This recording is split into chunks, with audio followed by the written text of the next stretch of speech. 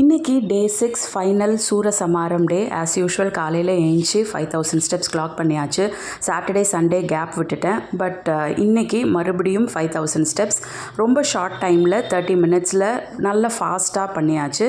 இன்றைக்கி சூரசம்ஹாரம் டே அப்படின்றதுனால காலையிலேருந்து வேறு எந்த சாப்பாடும் கிடையாது. கொஞ்சம் ஸ்ப்ரவுட்ஸ், கார்ன், அதுக்கப்புறம் ஃப்ரூட்ஸ், இது மட்டும்தான். ஈவினிங் நம்ம படைச்சிட்டு அதுக்கப்புறம் தான் சாப்பிட போகிறோம். சக்கரை பொங்கல் ஈவினிங் படைக்கிறதுக்கு ரெடியாக இருக்குது. ஸோ இன்றைக்கி சூரசம்ஹாரம் நடந்து முடிஞ்ச உடனே நல்ல ஒரு ஹேர் வாஷ் பண்ணி குளிச்சுட்டு அதுக்கப்புறம் நம்மளுடைய பூஜை சாமான்லாம் எடுத்து இன்றைக்கி சாமிக்கு நம்ம அபிஷேகம் பண்ணணும். அபிஷேகத்துக்கு பால், தயிர், சந்தனம், மஞ்சள், தண்ணி இதெல்லாம் நான் சேர்த்துருக்கேன்.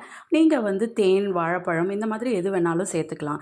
சில பேர் டெய்லியுமே அபிஷேகம் பண்ணி அதுக்கப்புறம் தான் பூஜை பண்ணுவாங்க.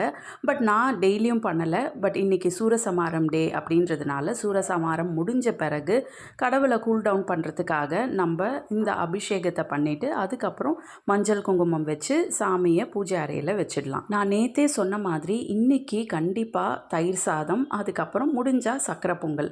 நான் தயிர் சாதம், சக்கரை பொங்கல், கொஞ்சம் பால் இதெல்லாம் வச்சு பூஜை பண்ணுறதுக்கு ஸ்டார்ட் பண்ணேன். 6 நாள் விரதம் இருக்க முடியாதவங்க இன்றைக்கி ஒரு நாள் இருந்தால் கூட அதுவே போதுமானது. விரதம் அப்படின்னா வெறும் சாப்பாடை தவிர்க்கிறது மட்டும் கிடையாது.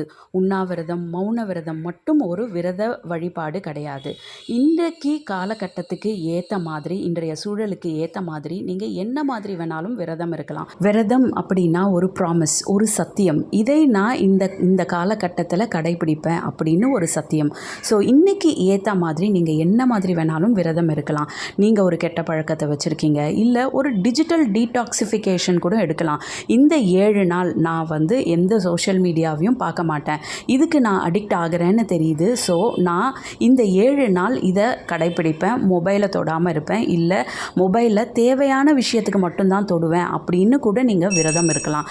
ஸோ நம்ம ஏற்கனவே சொன்ன மாதிரி ஃபாஸ்டிங் மட்டும்தான் ஒரு வழிபாடு அப்படின்னு சொல்ல முடியாது. இந்த விரதத்தை கடைப்பிடிக்க வழிவிட்டதுக்கு கடவுளுக்கு ஒரு நன்றியை சொல்லிவிட்டு பூஜை பண்ணி உங்களுடைய வேண்டுதலை வச்சுட்டு அதுக்கப்புறம் பூஜையில் இருந்த தயிர் சாதமும் சக்கரை பொங்கலும் சாப்பிட்டுட்டு இன்றைக்கி விரதத்தை முடிச்சுக்கலாம். நாளைக்கு தான் ஃபுல் சாப்பாடு, திருக்கல்யாணம் அன்னைக்கு.